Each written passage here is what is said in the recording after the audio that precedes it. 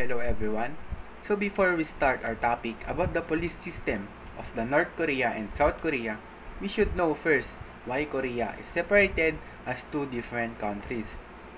So North Korea and South Korea are separated due to political and ideological conflicts that emerged after World War II. So in 1945, the Korean Peninsula was divided along the 38th parallel, with the Soviet Union occupying the North and the United States occupying the South. So, itong division na to ay nag-led sa establishment ng dalawang separate governments. So, yung communist regime is in the North, or which we can call Democratic People's Republic of Korea, and the capitalist democracy in the South, or Republic of Korea. So, bago tayo dumako sa South Korea's police system, is we should know about South Korea. So, South Korea is a vibrant East Asian nation on the southern half of the Korean Peninsula. So, it is known for its rapid modernization, rich cultural heritage, and technological innovation. So, yung South Korea ay may mataas na ekonomiya, and alam naman natin na yung culture ng South Korea ay tinatangkilik ng mga maraming tao. And in addition to that, yung technological innovation nila. So, yung mga technologies nila ay may mataas na value, especially with the Samsung, which is their most known brand in the South Korea. And South Korea is an extraordinary country filled with beautiful beaches, thriving cities, ancient temples, remarkable natural scenery, and most importantly, the friendly people.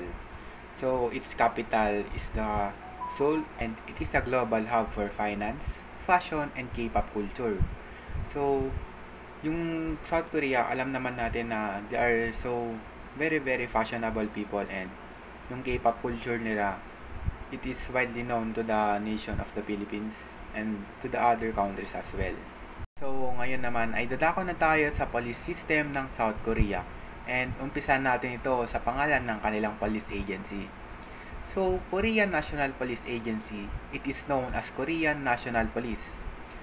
It is known as one of the police organizations in the South Korea, and it is run under the Ministry of the Interior and Safety, or what we call the MOIS. And it is headquartered in the Bigundong, Sodamun, Seoul. And ngayon dumako naman tayo sa kanilang department. So ang kanilang department is the Ministry of Government Administration and Home Affairs. So it was a South Korean government ministry that was responsible for a number of areas, including government organization management, government innovation, e-government, decentralization, and balanced development. So yung MOGAHA ay na-form noong 1998 when the Ministry of Government Administration and the Ministry of Home Affairs merged. So in 2014, ang MOHAGA ay na-separate sa tatlong ministry. So ito yung Ministry of Government Administration and Home Affairs, Ministry of Public Safety and Security, and the last, Ministry of Personnel Management.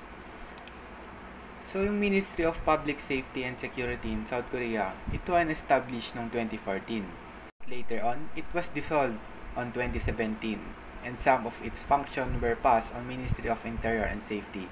So, kaya, nung nagraran ngayon sa Korean National Police Agency is yung Ministry of Interior and Safety. Imbes yung Ministry of Public Safety and Security, o kaya yung MOGAHA. So, ano nga ba itong tinatawag nating Ministry of Interior and Safety, or yung MOIS? So, ito yung branch ng government ng South Korea. And it is headquartered on the Sejong City.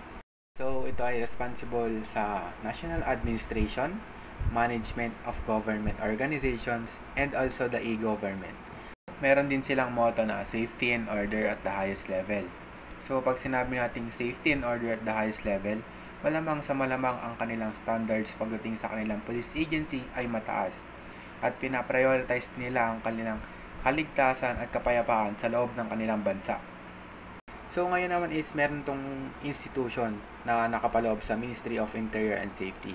So ito yung mga local government officials, Development Institute, National Archives of Korea, National Forensic Service, National Computing and Information Service, National Fire Agency, National Police Agency, and the last is the Committee for the 5 Northern Korean Provinces. So, in addition to that, yung KNPA is also divided into the 16 agencies. Yung mga agency na to is yung Seoul, Busan, Daegu, Incheon, Gwangju Daejeon Metropolitan Police Agency, Ulsan, Gyeonggi Nambu Provincial Police Agency, and Gyeonggi Bukbu, Gangwon, Chungbuk, Chungnam, Jeonbuk, Jeonnam, Gyeongbuk, Gyeongnam, and also the Jeju Provincial Police Agency. So, aside from the Korean National Police Agency is, itong mga following na to is meron silang own police organization. So, first one is the National Park Services, Ministry of Land, and also the Infrastructure and Transportation. Ngayon naman is dumako tayo sa Safety Index and the Military Power Rank ng South Korea. So, saan nga ba nakabilang ang South Korea when it comes to the Safety Index and Military Power Rank? So, South Korea is ranked 17 in the countries that has the most safety index, and South Korea has 75.2 safety index. So, meaning nun, isa yung South Korea sa mga bansa na kung saan ay ligtas tayo and we can feel safe whenever we go into that country. So, in 2022, the crime rate in South Korea stood at about 3,051 crimes per 100,000 population. And 8 provinces showed crime rates above the national rate, led by the Jeju, which recorded about 4,067 crimes per 100,000 population.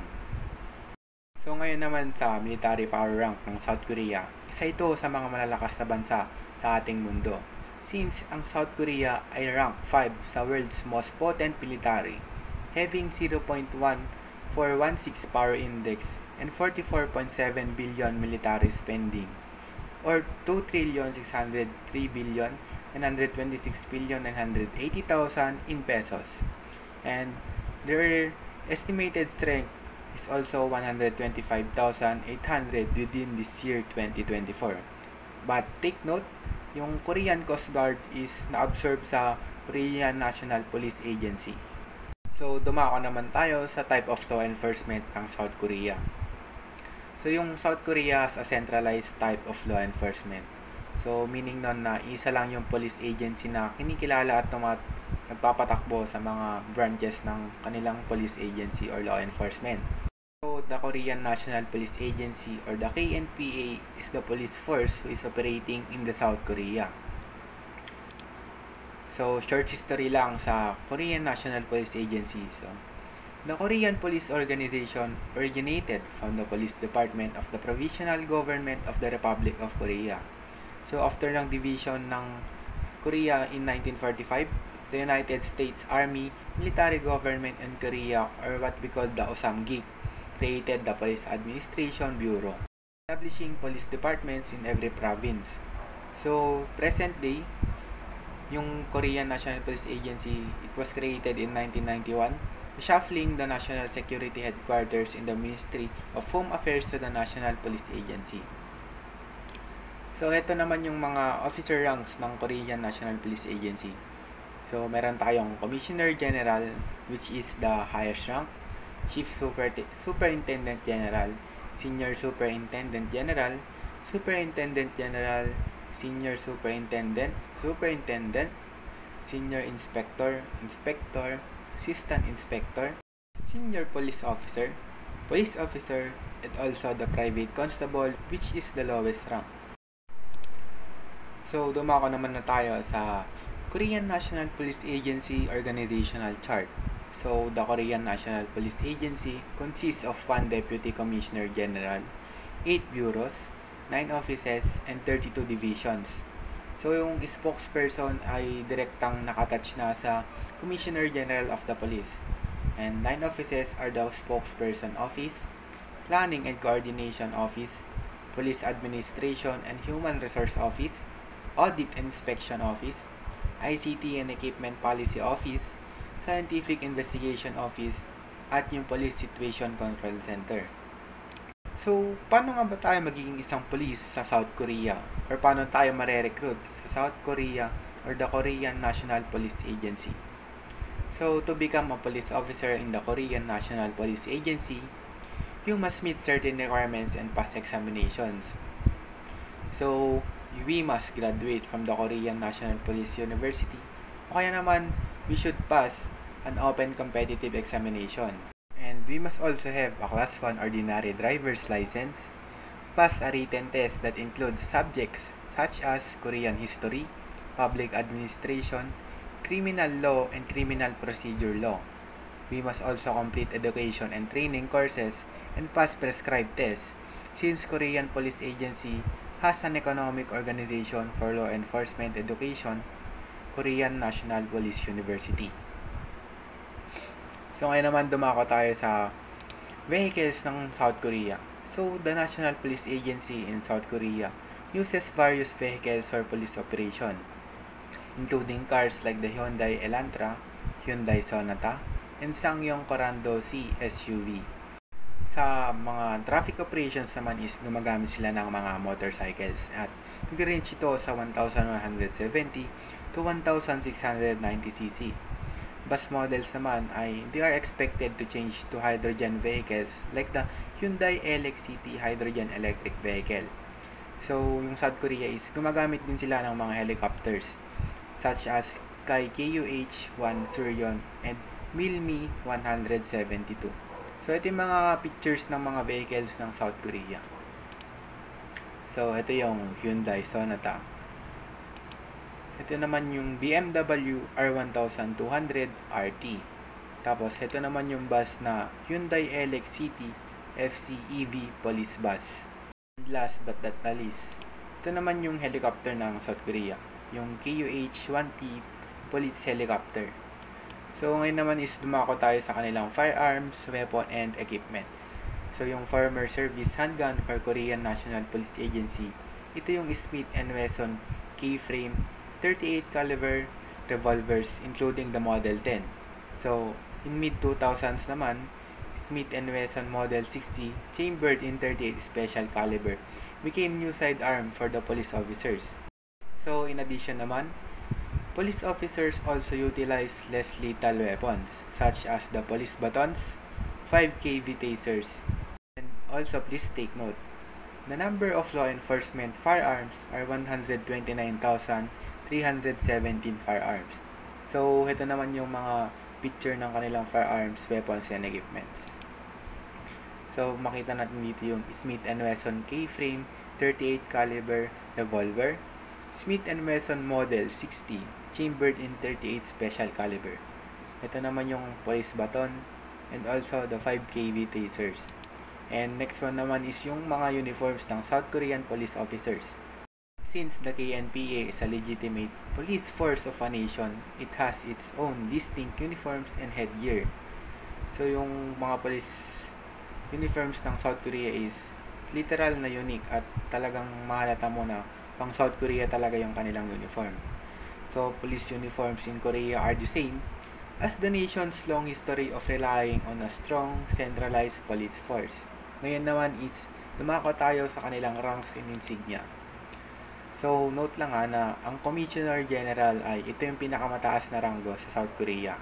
At yung lowest rank naman is yung Private Constable, which is yung mga private officers o yung mga officers pa lang na nag-undergo sa training.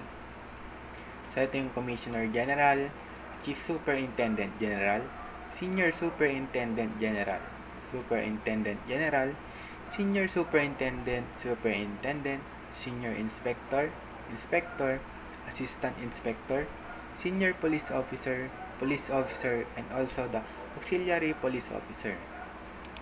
Now naman is, ito yung mga best practices ng South Korea. So, meron tayong Foreigners Human Rights Protection Center. So, meron silang 19 million tourists every year sa South Korea. And itong Protection Rights Center na to is, ito yung mga nakakatulong sa mga foreigners na mag-exercise ng kanilang rights and they can also be protected from any violations na maaari nilang makuha sa bansang iyon. And next naman is yung phone interpreter or yung pick-up phone. So, ito yung isang phone-based na language interpreter na nakakatulong sa mga foreigners upang makipag-communicate using the Korean language dun sa bansa na South Korea. Next is the Connect CCTVs for vehicles as an automatic search system for wanted vehicles. So, dito naman is mas madali nilang mahanap yung mga nawawalang vehicles since meron silang black box or the CCTVs. And next is the GeoPros or the Advanced Geographical Profiling System. So, ito yung smart search to identify crime risk indexes by type, region, and time zone. So, mas madali nilang ma-detect yung possible na mangyaring crime dun sa mga lugar na kung saan is mataas yung crime rate dahil dun sa GeoPros system. So, next naman is the Combat Police Division. So, itong Combat Police Division is na-establish siya noong 1967.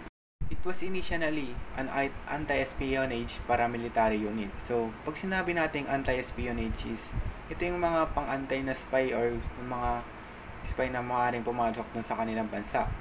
And it later transitioned to a riot policing. So, each battalion is assigned to a municipal police agency. Previously, they used metal riot shields and NPA emblems. Today, they use modern tactical clear plastic shields, as we can see here in the image on the right side, and high-powered water cannons to minimize civilian injuries. So, that's all for the South Korean police system, and now we're going to tackle about the North Korea police system to be tackled by Ms. Romelyn Andres. Next, we're going to tackle all about the police system of North Korea. Now about North Korea. The Democratic People's Republic of Korea is a highly centralized one-party state in East Asia, bordering South Korea. So pag sinabi nating centralized, yung isang bansa, meron lang silang nire-recognize na isang police force. It operates under the Juche idea, which is a revolutionary and socialist state, and the Songon idea, which is a military-first politics. Pyongyang, capital and largest city ng North Korea. The regime's ideology, Juche, justifies one-man rule under Kim Il-sung, while the Songon idea explains the country's aggression and defiance. Sa police agency naman ng North Korea, meron silang tinatawag na Ministry of People's Security.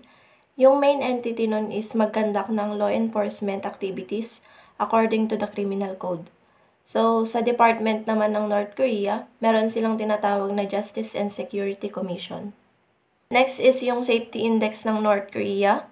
North Korea is ranked 111 in the countries that has the most safety index, and South Korea has 75.2 safety index.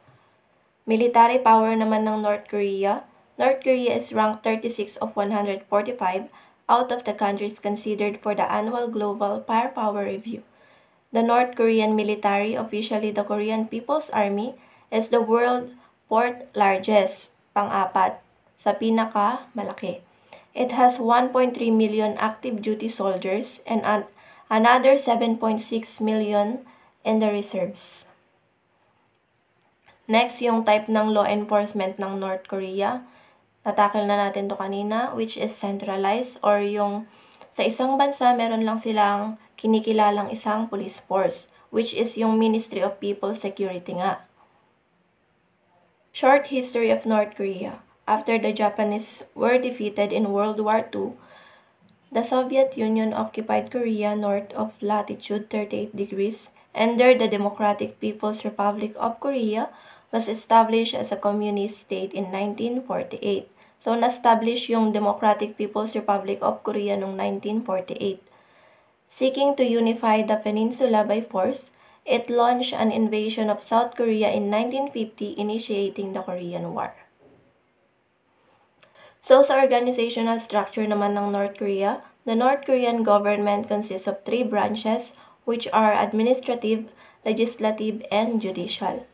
However, they are not independent of each other, but all branches are under the exclusive political leadership of the Workers' Party of Korea.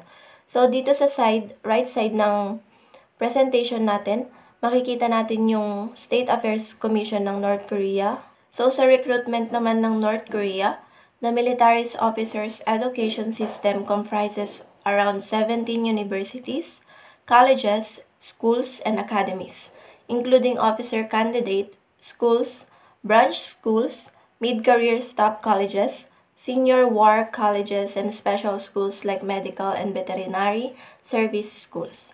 Officers candidate, typically from enlisted men with 3 to 4 years of service, receive initial cadet training at the service academy.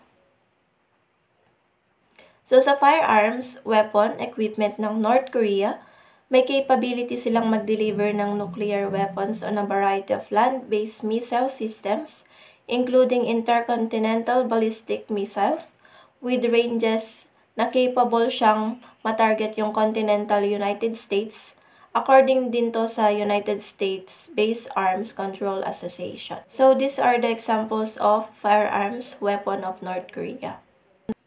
So dito makikita natin yung example ng tatlong uniform police ng North Korea.